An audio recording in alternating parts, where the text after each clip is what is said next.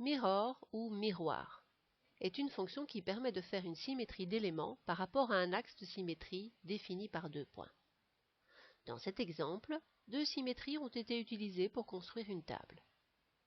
On part d'un quart de table, on fait une première symétrie en utilisant l'axe 1 pour obtenir une demi-table.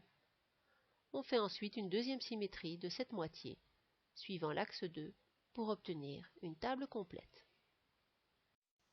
Pour faire un miroir, il faut utiliser cette icône-ci, qui est l'icône Mirror. Pour pouvoir utiliser cette icône, il faut évidemment des éléments de départ et il faut avoir dans sa tête clairement l'endroit des axes de symétrie. Ici, on va avoir un axe de symétrie vertical qui passe par l'extrême droite ici de l'élément et un axe de symétrie horizontale qui passe par le bas ici de l'élément pour pouvoir recomposer ma table complète. Pour cela, j'utilise la fonction Mirror. Donc, je clique sur Mirror, je sélectionne les éléments comme demandé ici en dessous, Enter. Ensuite, il m'invite à cliquer mes 2 points de l'axe de symétrie. Je clique un point ici.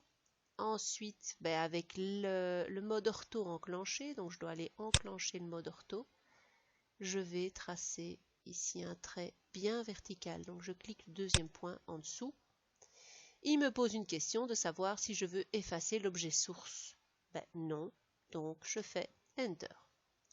J'ai déjà une demi-table. De manière identique, je fais la même chose, je viens ici, je sélectionne tout, Enter, et là, plutôt que de faire un axe vertical, j'en fais un horizontal, donc je clique un premier point là, un deuxième point ici, et je fais Enter pour avoir ma table complète. Stretch ou étirer est une fonction qui permet d'étirer des éléments pour les agrandir ou les rétrécir. Dans cet exemple, une table d'une longueur de 1,50 m est étirée pour finalement faire 2,20 m de long.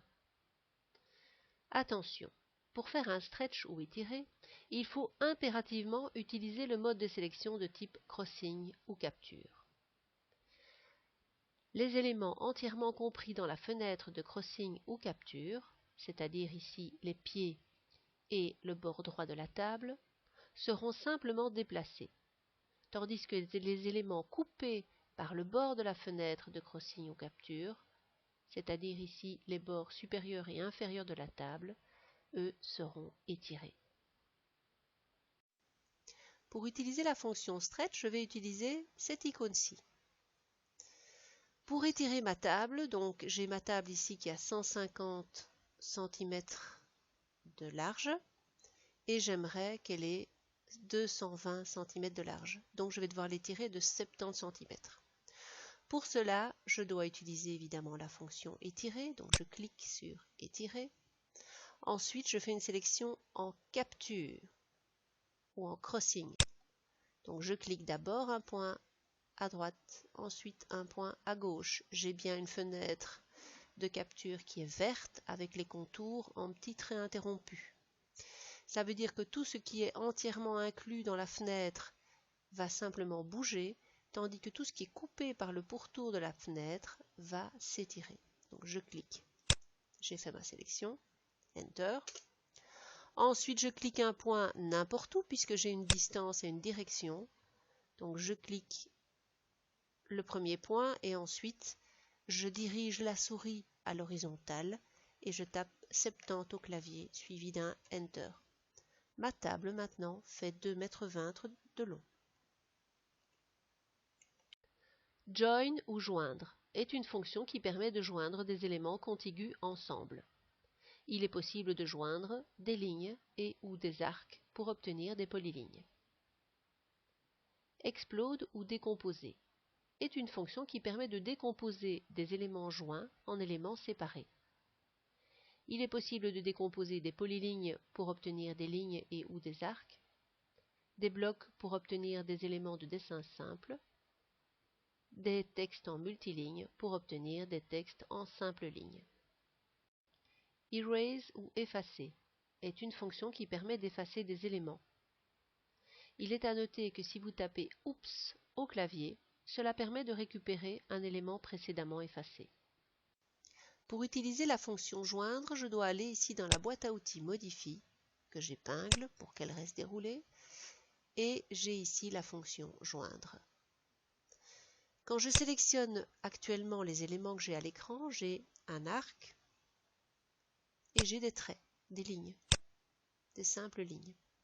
Je vais donc les joindre. Je clique sur joindre et je sélectionne tous les éléments pour les joindre ensemble. Et je fais Enter.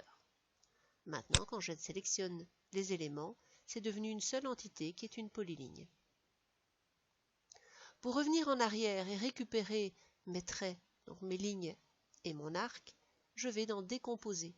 Je clique sur Décomposer ou Explode en anglais. Je sélectionne les éléments ou l'élément à décomposer dans ce cas-ci. Je fais Enter. Je reclique sur les éléments. Vous voyez que je récupère ma ligne.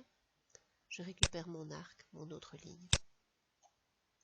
Il y a aussi moyen de décomposer un texte en multiligne. Quand vous faites un texte en multiligne, toutes les lignes sont attachées les unes aux autres.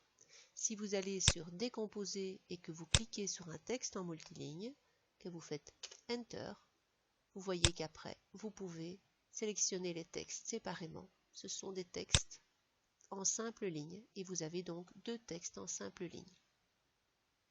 Pareil pour les blocs. Ceci est un bloc, bloc référence. Pareil, je vais sur la fonction Décomposer, je sélectionne le bloc et je fais Enter. Et maintenant, je récupère un arc et je récupère un cercle. J'ai bien donc décomposé mes éléments. Maintenant, si je veux effacer un élément, je vais sur cette petite icône-ci. Quand je clique dessus, je peux effacer un élément. Donc je sélectionne l'élément que je veux effacer, je fais Enter.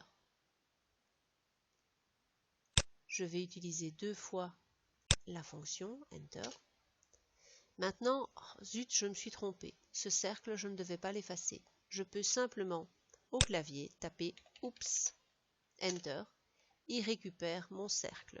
Si je retape Oups, il ne fonctionne pas. Ça veut dire que Oups ne fonctionne qu'une fois. Si vous avez un logiciel en français et que Oups ne fonctionne pas tel quel, vous devez taper un underscore juste devant.